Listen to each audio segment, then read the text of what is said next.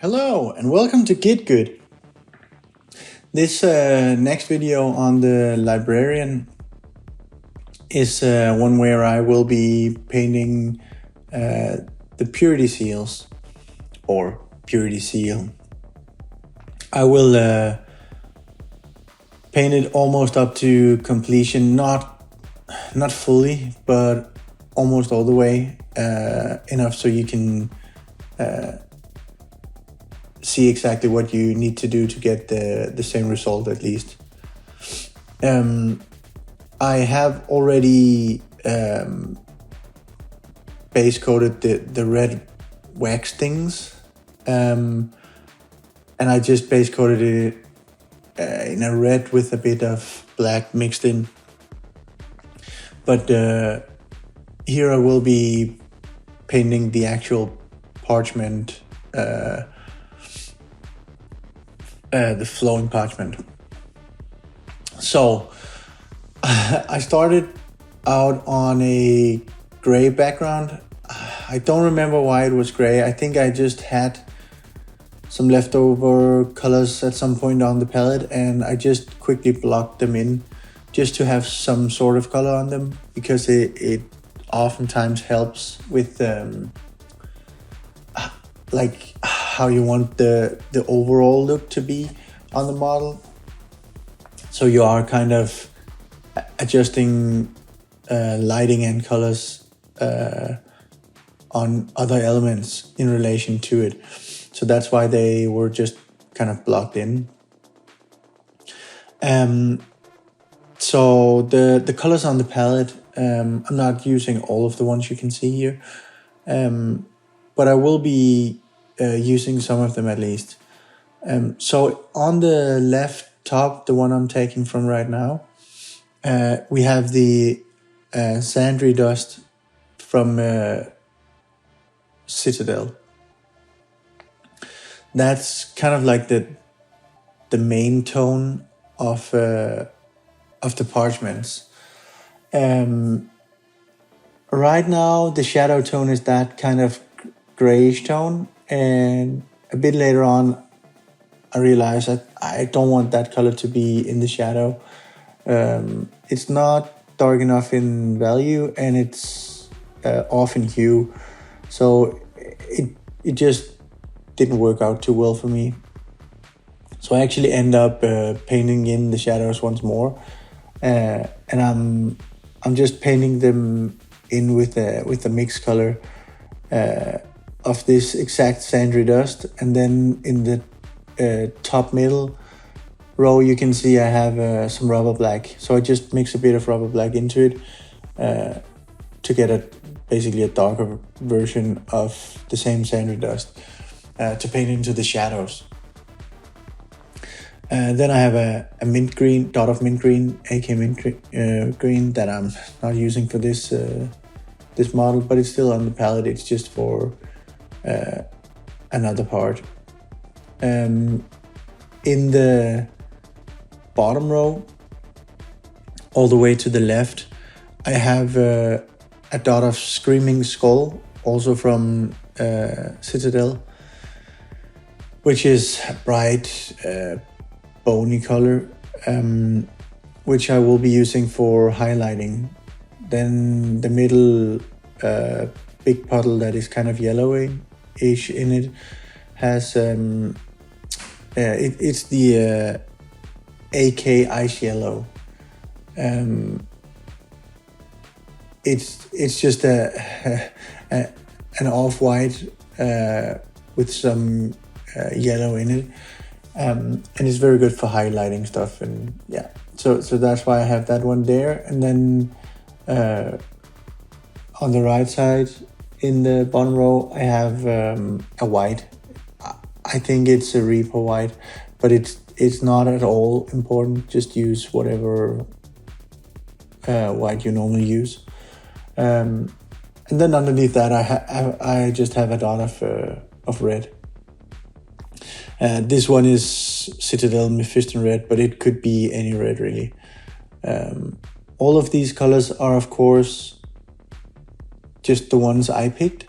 you could pick something similar, but from whatever preferred range you have.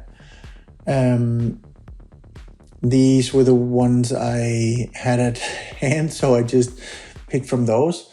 But really, it shouldn't be too important. You can see I do add that a bit of rubber black to sandry dust, just to get that kind of desaturated sandry dust color that I wanted to have for the shadows. As I said, it's not really important what range and what exact colors. I wanted to have the colors kind of warm. They will, of course, end up being very bright and desaturated because it is parchment, and I want to take it upwards to an off-white color. But the shadow tone and a bit of the mid-tone, I still wanted it to be a bit warm, not too gray, because I didn't want it to fight with steel elements. But really, you could put any kind of color you wanted. In the mid-tones, they could be a bit bluish, or like a bluish gray, or even a greenish gray, or like the sandry dust is kind of an ochre. You could have a greenish ochre instead, and then highlight on top of that. So possibilities are basically endless. Just pick whichever like mid-tone that kind of has a huge hue that fits with like the rest of your theme. Is really what is important. So you saw me paint back in the shadows, and now I'm kind of blending them out a bit again. I will say on the purity seals, it's not hugely important to blend them like incredibly smooth. I'm gonna put some scripture over it anyway, so that will of course hide some of the transition. And also there is an argument that you actually want it to look a bit rough, like it is paper that has seen a bit of wear, so it has a tiny bit of texture to it. Of course, that's mainly preference. But you can see how I'm blending it out here. I'm using fairly thin paints. The paints are probably around 50-50 water to paint here. And sometimes when I want to blend it even more, I just mix it around on the wet palette a bit more to add more water. That way it gets a bit more, like a bit thinner. You can see I'm grabbing from the puddle only in the side, and then kind of like swirling it around on the wet palette. I'm doing that because the more you swirl it around, the more water it adds, and then you kind of stop when you think it's thin enough. So here you can see I'm starting to really pick out the volumes. The way I'm painting these purity seals is that I want obviously it's kind of wavy or folded a bit. So every part of the folds that are turned up towards the sky, I want to be the most lit. And then when it has a fold where it kind of bends or waves, I keep that a bit more shadowed. But I'm also actually painting it so that the top of the parchment that is closest to the wax seal is going to be the brightest. So the more the when you travel the length of the purity seal, towards the bottom, it is generally darker than it is towards the top or towards the wax seal. I'm doing that mainly for interest and to keep like the focus higher up on the model, so I don't end up with something super duper bright right at the feet, or closer to the feet at least.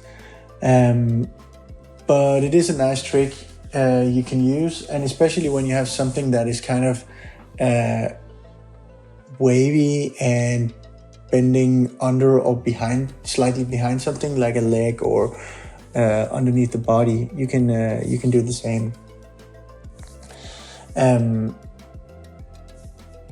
So I'm just basically pushing the highlights on the first 2 and maybe 3 kind of folds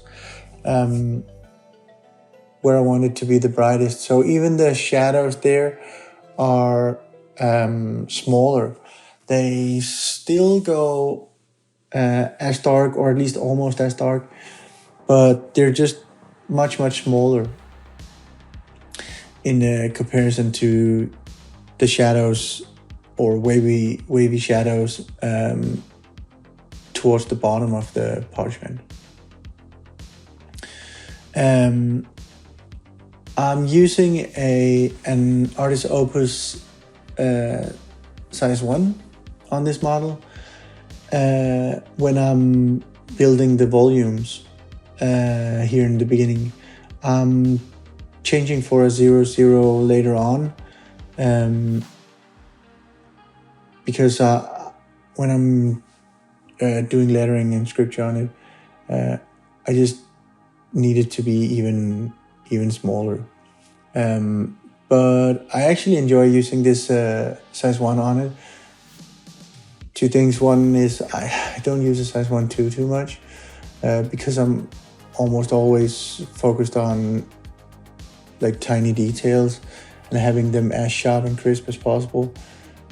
So that's one reason. Another reason is I actually want to blend it out like fairly quickly, and a larger brush makes a larger mark on the model, and that means you don't get as many small scratches that you have to blend out. And you can also use the side of the brush to kind of like do that side sweeping motion when you want to blend something together quicker. So that's why I'm using the size 1 on these parchments in the beginning. I'm using a 2 times magnification on this one. And I'm even 2 times, yeah. And because I needed a fair amount of magnification for doing the lettering on the parchment, which is really the tricky point where you need to be very neat. You can see here how I just switched for my size 00. It is starting to show some real wear. So it has definitely seen better days, but it is still kind of like almost like the optimal brush for getting into very fine line work. Because at this point it's lost like half its hairs, something like that, which means it's even smaller, or at least it has less hair. So the tip is kind of the same, maybe a tiny bit sharper, but around the same. but it just makes such a fine mark. Even when you add more pressure. So the fatter a brush is, the more of a mark it makes when you apply pressure. The thinner it is, the more pressure you can add to the brush and not have the mark change its shape or size. So now this one is at a point where you can bend the tip quite a lot before it changes the shape dramatically on the mark. And even when it changes a bit, it goes from well, extremely fine to very fine. So that's why I'm using this one. I'm using it too when I need to blend something like at a final stage. As you can see, I'm kind of scratching over or almost like half stippling over. And I'm going back and forth between the color mixes. So I'm really looking for where I still see a transition line, and then if I can still see a transition line, I go back in with the color, and I don't wash the brush very much. That means it retains the color I'm already painting with, and I dip it in either darker or lighter color to shift whatever is in the bristles, darker or lighter, depending on basically which direction I want to smooth it out. So I'm not washing it very much. I will if it starts to dry out, or if I'm going from building up, for example, a very bright highlight as I am here. If I then wanted to paint a shadow afterwards, I would obviously wash it so as to not mix my brightest color with my darkest color in the bristles. But as long as I'm moving slowly in one direction or the other, light or dark, I won't be. I'm not really washing or rinsing the brush unless I really need to. So now you can see that the seal is very bright towards the wax and much darker towards the bottom, where it kind of curves behind the knee. And it's not perfectly blended, but it is somewhat blended here. Enough so that now I can start putting in lettering. And lettering is kind of another beast. You really need a brush with a very, very fine tip. And because for scale, it is the simplest way to put it. If you make the marks or the imitated lettering too big, it really looks off, because, well, you want it to look like scripture on a piece of parchment that you would be reading at. So yeah, a brush with a very fine tip, and then have the paint fairly thin, at least 50-50 water to paint, I'd say. And remember to wick off most of the paint, either on your finger or on a piece of tissue or something like that,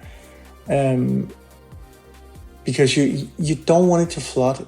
It's very, very important that it doesn't flood on the surface, especially since you're making so small of a mark.